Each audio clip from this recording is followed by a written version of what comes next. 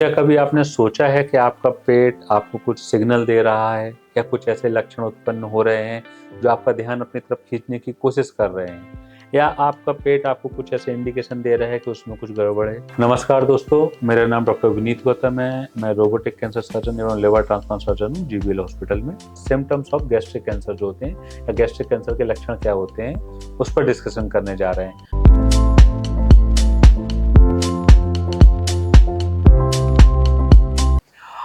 दोस्तों, इस वीडियो में हम बात करने जा रहे हैं, आज हम जो बात करने जा रहे हैं वो हम गैस्ट्रिक कैंसर और उसके लक्षण, सिम्टम्स ऑफ गैस्ट्रिक कैंसर जो होते हैं या गैस्ट्रिक कैंसर के लक्षण क्या होते हैं, उस पर डिस्कशन करने जा रहे हैं। तो गैस्ट्रिक कैंसर, इसको हम स्टोमक कैंसर भी बोलते हैं या आमाशय का कैंसर भी बोलते हैं। हम जब खाना खाते हैं तो जो आहार नली होती है नीचे आकर स्टोमक से जुड़ती है, जिसको आमाशय बोलते हैं। तो वो एक स्टोरेज ऑर्गन होता है जिसमें जितना खाना खाते हैं वहाँ जाके स्टोर हो जाता है सारा, और फिर उसके आगे पाचन प्रक्रिया चालू होती है। तो आमाशय एक अंग होता है जिसमें जब कैंसर डेवलप होता है उसको हम गैस्ट्रिक कैंसर बोलते हैं या आमाशय का कैंसर बोलते हैं।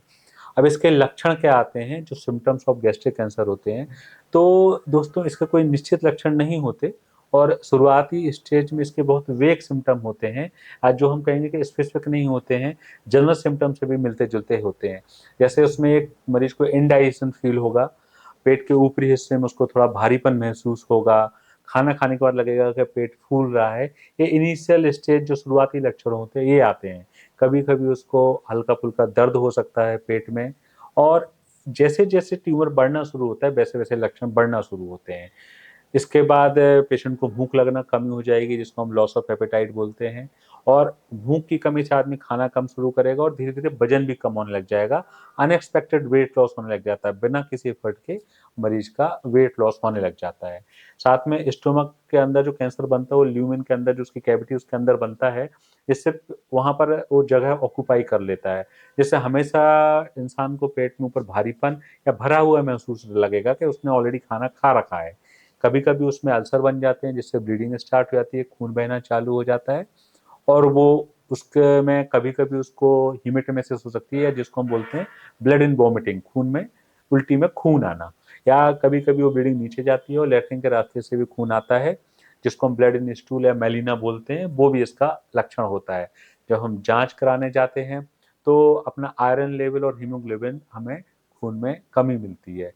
तो शुरुआती स्टेज में ये दूसरे लक्षणों से मिल सकता है, लेकिन अगर कोई मरीज 50 साल के ऊपर है या एल्डरली जो जो लोग हैं, ओल्ड एज जो लोग हैं, उनमें एकदम से कोई नए लक्षण उत्पन्न हो रहे हैं या जो अनएक्सपेक्टेड वेट लॉस हो रहा है या भूख में कमी हो रही है, उनको तुरंत ही अच्छे जो आमाशय या गैस्ट्रोएंटेरोलिस्ट होते हैं या पेट के स्पेशलिस्ट होते हैं, उनसे तुरंत संपर्क करना चाहिए, क्योंकि कभी-कभी छोटे-छोटे लक्षण भी बड़ी बीमारियों का संकेत देते हैं।